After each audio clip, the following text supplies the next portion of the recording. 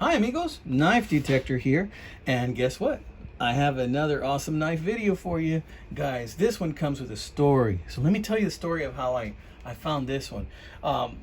My friend Mike and I, we went out and we went to a flea market in Weslaco, Texas. This flea market is called the Don West Flea Market. And mind you, there were not a lot of vendors open, but I came across this little stand and they had some shiny rocks and some other things, right? And some of those modern pocket knives, brands like M-Tech and all that stuff that really not that expensive.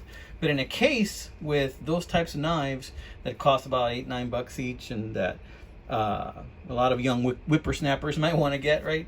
I saw this guy. So I started talking to the gentleman, and it turns out he was 90 years old. And man, he looked pretty good for 90. So I really started talking to him. I told him how much for the oldest knife in the case. And when I said that, that's my way of telling him that I knew a little something about knives. I told him, how much for the Kent? And then he said, oh, well, that's $20. And then I said, can I look at it? And I looked at it. And then I said, well, you know, it looks like it needs to be retipped. And he's like, and we were talking about all sorts of things. We were talking about his health. We were talking about him having had lots of knives, but having sold them, so that he can, make ends meet and stuff. And then I started talking to his wife, started talking to me about how hard things have been and stuff. And so, make a long story short, I ended up buying the knife, not for 20, I ended up buying it for 10. And in talking to the gentleman, we found a lot in common, and I think he really enjoyed talking about knives with somebody else, and I think he saw that I had an appreciation of the knife. That's why he dropped the price. So I went ahead and I purchased that knife, and I'm happy to have it, and happy to say also that I did retip it. As you can see right here, now it does have a tip. It had been broken off before. And this is a Kent brand knife, and this is from, I believe, around 1930s or so. I can't tell you the exact age, but I would say probably mid to late 30s. Correct me if I'm wrong, guys. Now, these were called end of the day knives. The reason they were called that was because the company would use whatever materials they had at the end of the day to produce the handles. And check out this beautiful, colorful handle. I mean, if you looked at it, you might think, well, what do you see there? What do you see? Well, you can see whatever your mind composes. Looking at it, I might think that, hey, is this the eye of an eagle? But no, it isn't. That's actually the pin of the knife. You might think, are these leaves? Are these autumn leaves? Are these beautiful leaves in the fall? Is that what it is? But no, they're just pieces of plastic and celluloid and whatever they used back then, maybe Bakelite. And they're all put together and they're all melted into each other. And that's what they used to make the handles. And it just came out with these beautiful, beautiful patterns. Now, these knives are not hard to find. If you go to eBay and you enter Kent knife, you'll probably find several knives similar with maybe red and black colors, browns and golds, and you might find these for around $10 to $20. I paid $10 for this one, like I just mentioned. I did retip it because it had a broken tip, and sharpened it a little bit. And this is a nice little pocket friend, let me tell you. And beyond that, it also means to me, and what I think about when I pick up this knife, is the connection I made with that gentleman that I plan to go back and visit him probably this weekend and check out that flea market once again, and see if what other treasures I can find and check up on him and see how he's doing.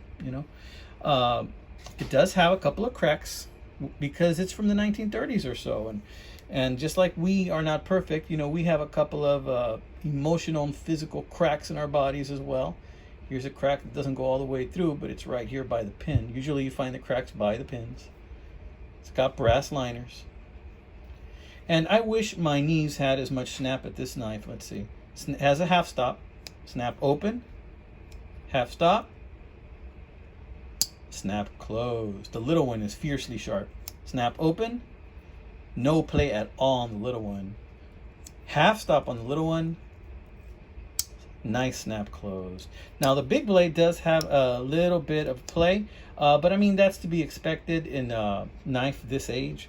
The nice thing about this knife is it is extremely unobtrusive, and if you were to pull this out, no matter what the occasion, you know, this is gonna be very, very non-threatening. This is a classy looking knife, you know. It just had a purpose, and whenever somebody needed a knife, they'd pull this out of their pocket, and this knife would fulfill its purpose. Check out those brass liners. Now, I did clean this up a little bit. It was a lot dirtier than this, and like I said, the blade did have the tips nipped off, but man, what a beauty.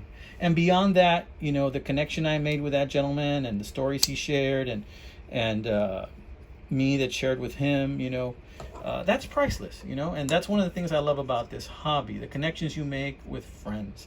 And just like I've made several connections with my YouTube friends, you know, I value you guys so much, and I thank you so much for contributing to my channel with your words of wisdom, with just your friendship and your positive attitude, guys.